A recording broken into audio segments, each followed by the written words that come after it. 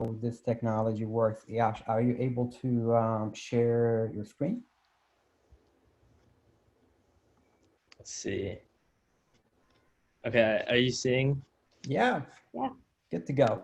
Oh, all right. So you can see the presentation now, right? Okay, cool. Yeah. So basically, yeah, as Yad mentioned, my name's Yash. I'm a SPC summer fellow. But because the program's remote, like everyone, there's like they invited us to these lightning talks, and I figured it would be cool to get to know more people in SPC, and yeah. So I'm a rising senior at UCLA, and that's going to be some important context for this talk. So basically, the title of this talk is that I memorized 90 things in order. So yeah, let's jump right in.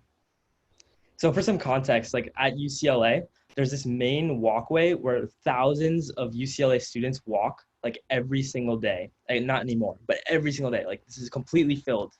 And there's this like everyone will just walk on the left path. On the left picture you'll see right here, like everyone just walks right here. And I was one of those students for years. And one day I was skating around at night, and then I just like decided to go this way with my friend. We just went in. And here's what it looks like from the outside, right? Um, yeah, and we found all of these plates like on the wall of all of these names, like all of these UCLA athletes that were a part of the NCAA and also participated in the Olympics as well.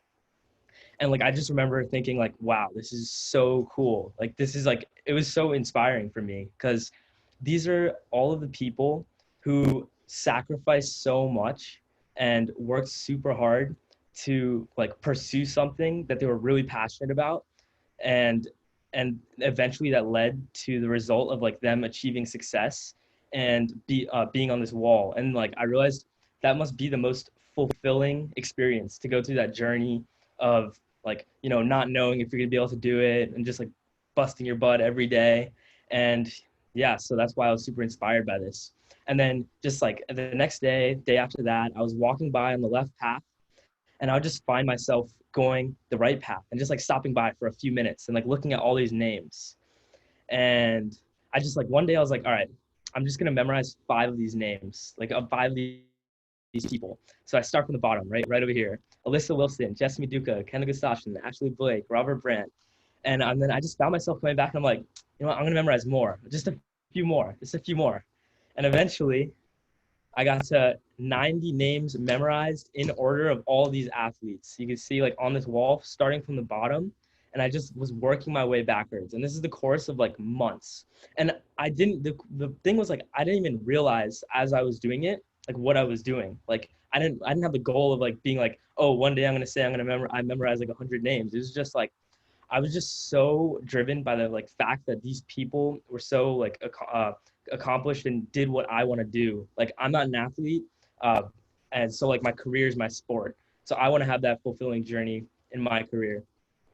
So yeah, so here's a little proof. Alyssa Wilson, Justin Maduka, Kendall Gustafson, Ashley Blake, Robert Brand, Ferdinand, Evan, Rye, Benjamin, Austin, Joe Herrera, Nick Hartle, Ferdinand, Evan, Brahim Days, Nicholas Carvelos, Rye, Benjamin, Lane Rowley, Julian Rocky, DeStark, Price, Marcus Nelson, Michael Osters, Price, Nelson, DeStark, Price, Marcus Nelson. Yeah, I could keep going. So I mean, right now I only have like these. I actually haven't done this in like a few months, but I did have at that speed. I did have this entire slate on the right side here memorized, and I'll talk about like how I actually managed to memorize this. Yeah, but I've forgotten over time. But like when I just did that, I wasn't even thinking. Like I didn't have to think at all. It just like naturally, like it's just so ingrained in my head. Like when you say your name, like you don't think about it. Um, Here's some proof. I put it on my Facebook application that I had all these names memorized. I don't know if they actually ever read it. I hope they didn't because they probably think I'm a little crazy. But yeah, the idea is every day I would go to this like my shrine area, and I like especially before an important event that would require a lot of like courage or like a presentation or an interview with Facebook. Like I would go there and like I would just look at these names and I'd remember like these athletes had to go through the same thing. Anyways, and that's like what inspired me to really work hard and like help me keep going. So yeah, these are the takeaways from like my experience doing this.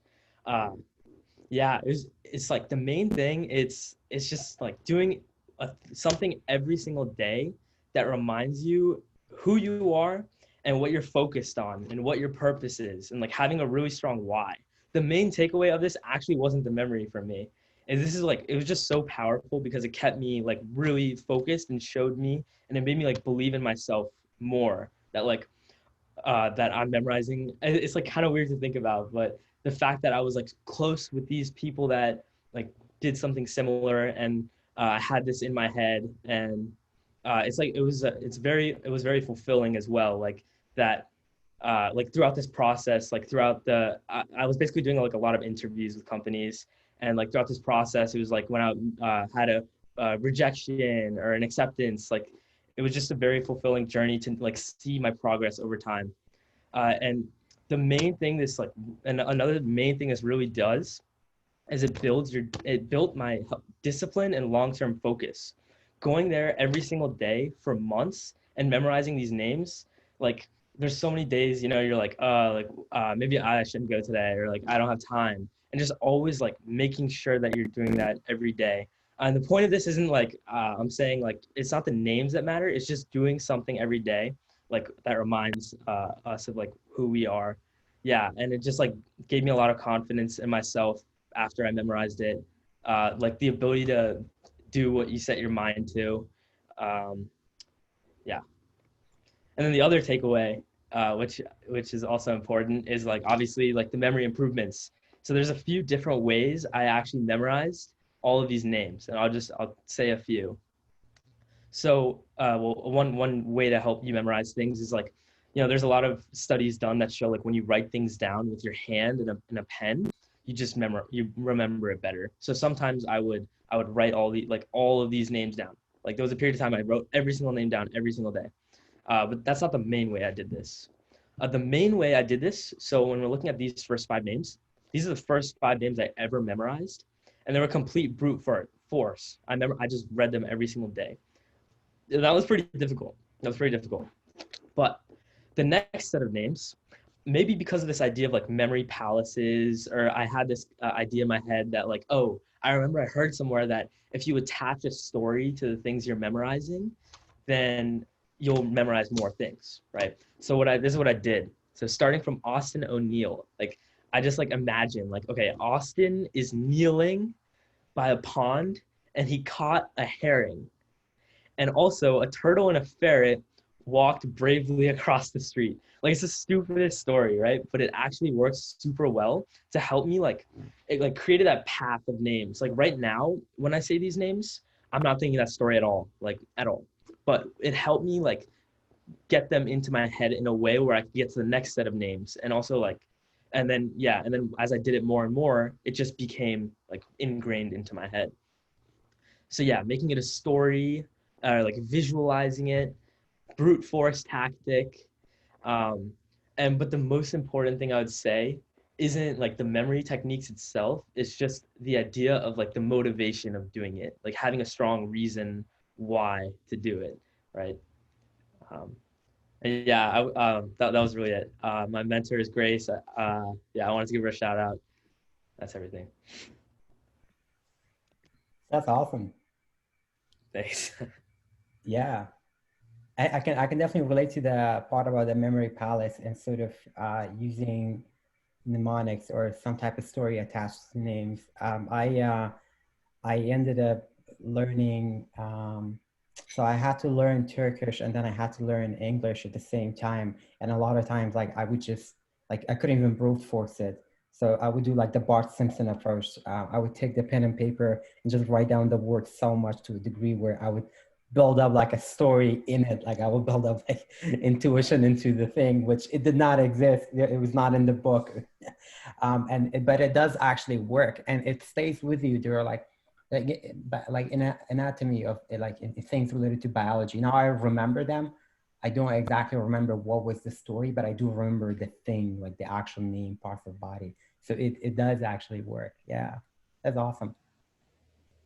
Did you Like ever? how you, I like how you arrived at that process very organically. Like you kind of started off with this like just literally brute forcing, and then you arrived at like I read this. I don't know if you've read this book called Moonwalking with Einstein, but he talks about like all these techniques that like people who do memory championships, like literally competitions, like use. And you arrived at like some of those same techniques. It sounds like. So I thought that was pretty cool.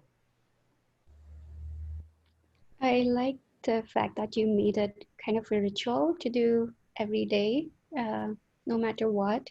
I have a similar, I mean, not similar, but I call my parents every day, no matter what. And that just makes me happy and it kind of gets me in a routine as well. Not related to memory, but just something that you do every day. Have you used this strategy for any other types of memorization? I don't know, for your computer science homework or something?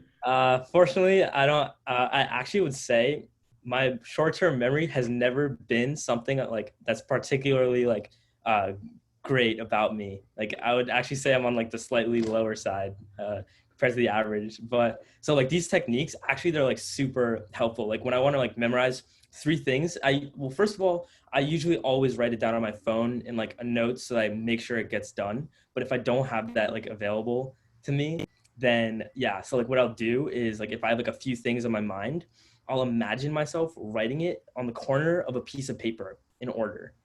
So like that type of thing, yeah. Or a few things here and there with the story, or like finding within the word itself, like I said, like Nick Hartle, like for a turtle, like finding it within the word itself is actually like hugely helpful, even if you want to memorize like a few things. That's awesome. Yeah, I have a friend. He's a mathematician that works on a one of the open-ended problems as like he's planning for Phil's medal, that kind of stuff. He have dedicated pretty much for the rest of his life on that. And he has a thing that he always says, which is, I need to take this idea for a walk.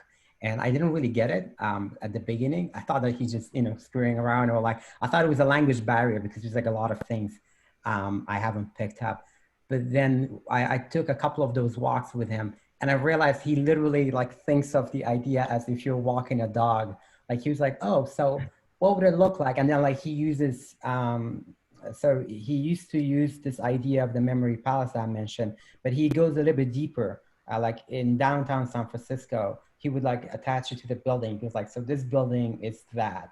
Like he would like attach theorems to the buildings, and as he's walking through them, he would analyze that part of the hypothesis he had for that week. So yeah, there's people coming up with all versions of these. There's definitely truth to them. That reminds me of a story, another mathematician story. I think it was, I want to say it was Euler or someone who, some mathematician who was famous during his own lifetime. And there was like, he would always look out this window at this, like, I think it was some church or a building, and he would stare at it and like think about theorems or whatever. And at one point there was like, there was a tree that was growing and started blocking his view. And he asked he asked the city to have the tree cut down because otherwise he couldn't like do his math.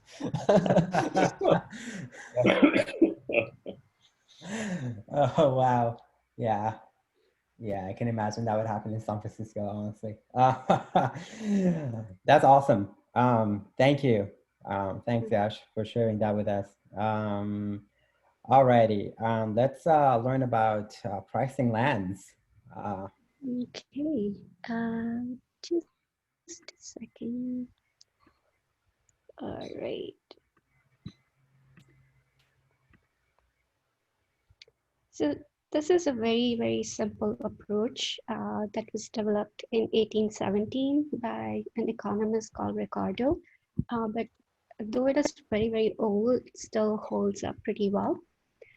So the basic concept is that when you look at urban land market or just any land market, the product is very different. Each land parcel is very different than the other one. So as opposed to other markets like automobiles or crop or even software, you can compare different products. You have bulk quantities, but in land, the product is entirely unique. So what does that mean? It means that the supply is fixed, but demand is not. So the price is on supply side, the price is um, inelastic, but on demand side, it is elastic. So what happens is on the supply side, it sets price on a regional level. So it is important the supply of land because it uh, there are constraints, but the demand actually dictates the price at a particular parcel. So for example, in San Francisco, the overall price levels that's set by supply, which is fixed, but then the price of a particular house or a condo is determined by the demand for that house or property. And this actually boils down to the locational advantages of a particular site or house. And we can actually graphically and statistically model it to come up with exact answer. So when urban areas convert to rural areas convert to urban areas, it actually most common use is farmland. So when it converts, it's actually what is the highest use if you're going to get more rent or money by selling the land and converting it into house or industrial use, then that land will definitely convert from agriculture to urban land and the city's boundary will expand. So you can actually, as I mentioned, graphically see like if um, owner of land is going to get more rent by building a house or a factory or whatever the use is, then that land would convert. But um, it would convert more fast if there is a locational advantage. So if you assume there's a school or employment center that your land is close to, then you'll get more price for that, and the land would convert to housing or other real estate use faster. But so this is a very simple model, but there are other factors that go into calculating land prices: the population of the city, the rate of population growth, housing density, uh, topographical constraints, if there are hills where it is harder to build, or in the Bay Area where there's a bay, so land is limited, macro and microeconomic conditions, unemployment rate, federal interest rates, local and federal and state tax policies, property taxes, and other housing policies or industrial development policies, and then unknowns, the disasters or wars or COVID.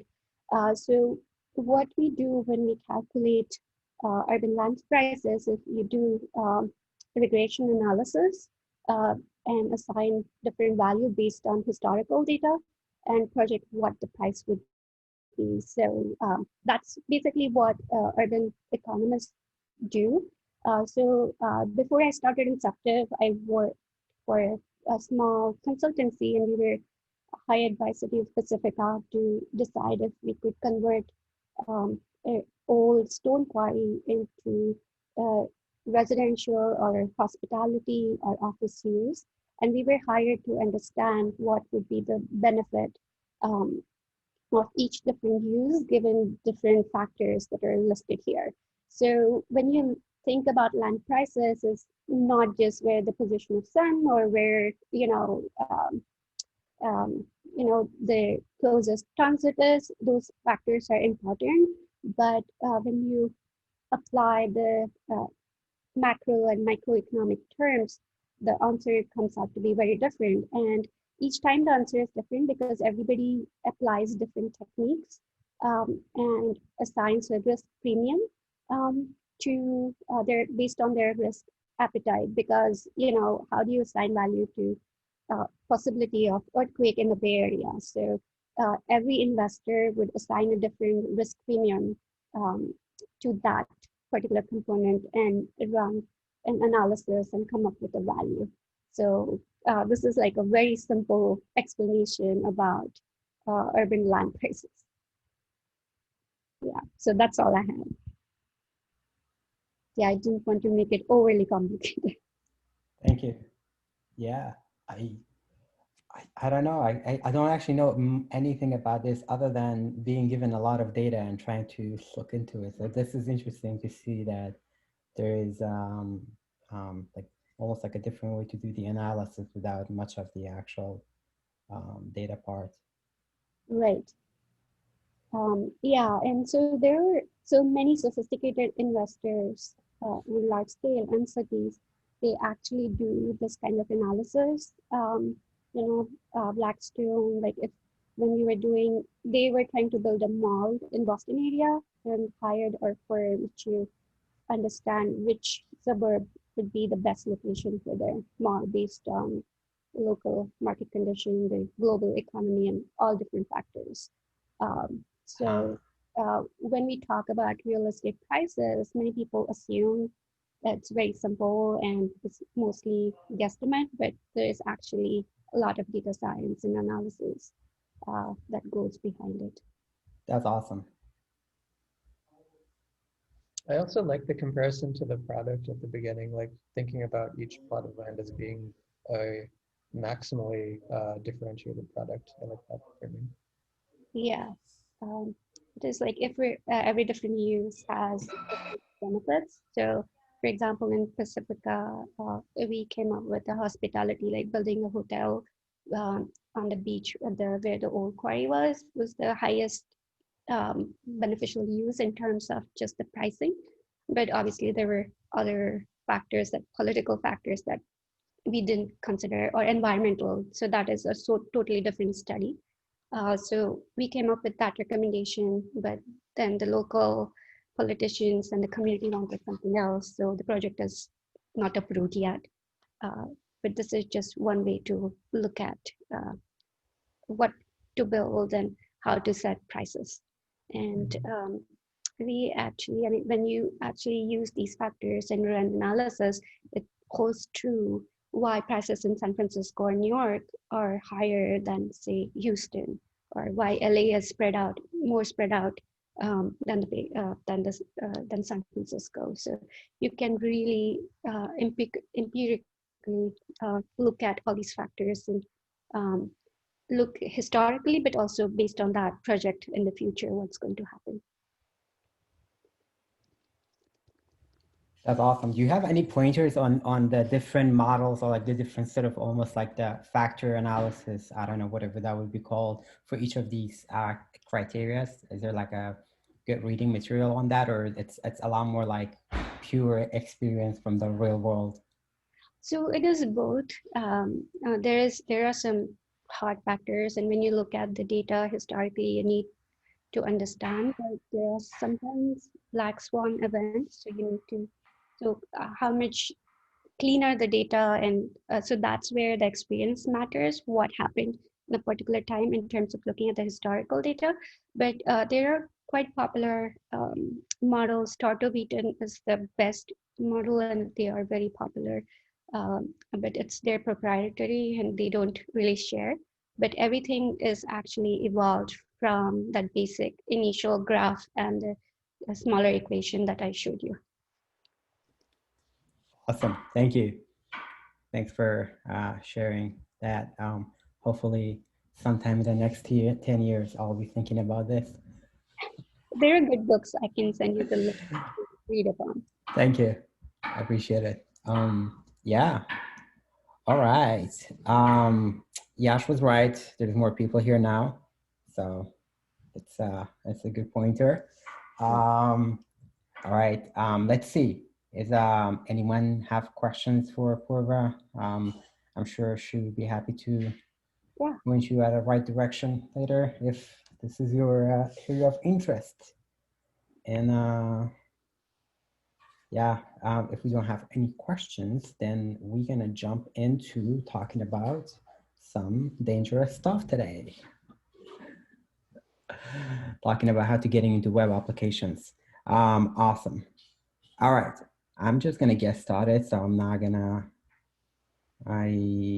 let's see. Ooh, I think this is how it works. This technology should work. All right, do you folks see me or see yeah, all right, cool, awesome. Okay, so today I'm gonna talk about pen testing. So pen testing, penetration test, whatever you wanna call it. It's basically the role that a person takes on to try to figure out how to find vulnerability or open gateways into existing mostly web applications, but also could be a lot of other things. Web nowadays, you know, as you can hear, is everywhere and it's connected to everything. So we're going to stick to the, what do you call it? The standards or the most vulnerable faulty things that happen within the web applications. So there is something called OWASP, and that basically stands for the Open Web Application Security Project. It's an online community of people who try to determine the top 10 criteria that usually these web apps that fall into. So the OWASP is something that gets updated I would say every 5-6 years. The first time I was introduced to it was 2009. Since then, there's only 2 new things that have changed. And this map right here is my very limited and shared experience of working with people across all these different continents from different language, knowledge, industry, you know, you name it. And there is one thing that's common in all of them, which is that they all have human and systematic errors that leads to one of the top 10 OWASP. So if you wanted to do a good bet, this is a definitely good bet. You would win. I mean, I every time I do this bet, 1 out of I don't know, 1 out of 3 actually ends up being pretty secure. But out of the other 2, you will definitely find some pretty neat stuff. Okay, so what are we going to look at? This is a very brief, broken down. Yeah, sorry to interrupt. I don't know if you wanted to record this talk. Like you mentioned, it was off the record. Oh, thank you. Thanks for letting me know. I appreciate it. Yeah, no problem. Hold on. We haven't